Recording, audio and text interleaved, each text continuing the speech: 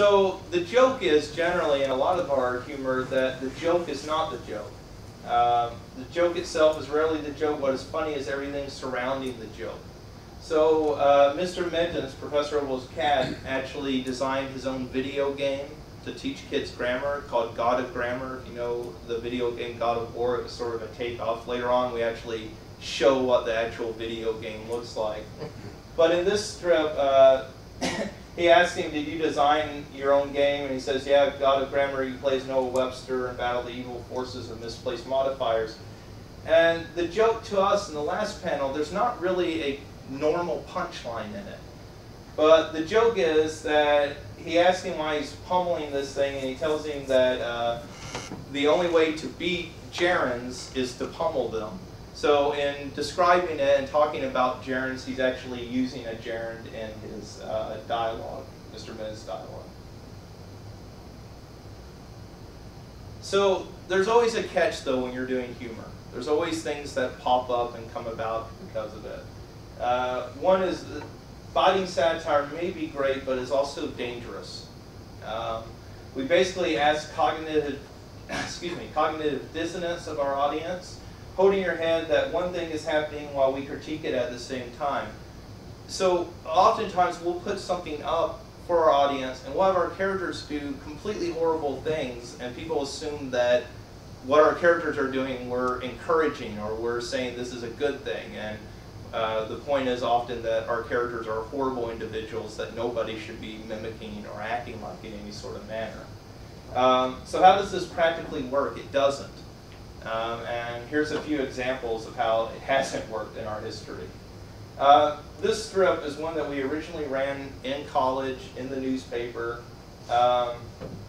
Basically, Mr. Minton's is getting art students or students on campus to be part of a modern art exhibit where he's having them jump off a building, the highest building on campus, to be part of it. There's originally a Jackson Pollock joke in here. For those of you who know your art, you'll probably just get the reference right away. But we actually, the newspaper itself actually forced us to remove that joke.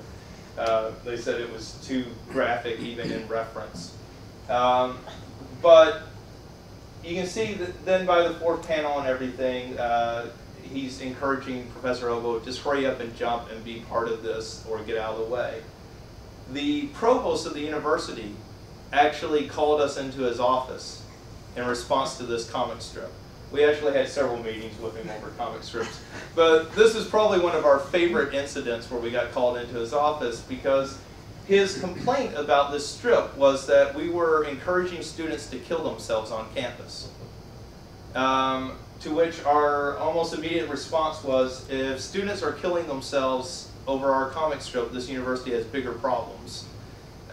Nobody should take our comic strip that serious that they would go and kill themselves because a cartoon cat is asking fictional characters to do so.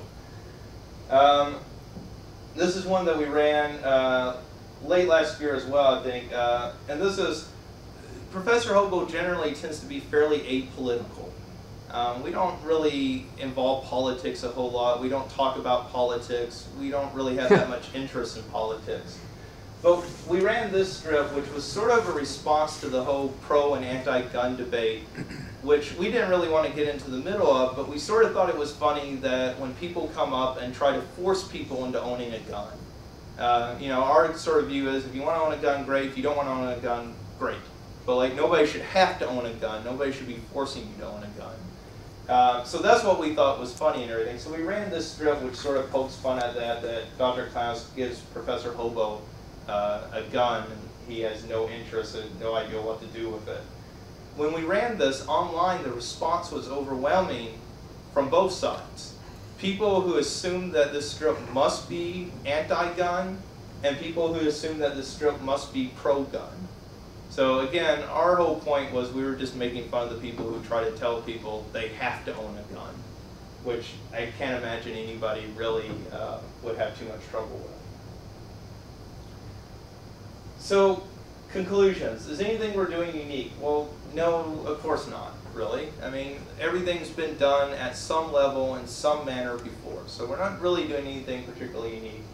What we hope we're doing is combining what has been done before in a unique manner. So we're taking a little bit of The Simpsons, a little bit of Monty Python, a little bit of Dilbert, and combining those three together. And that's something that meets a particular niche market.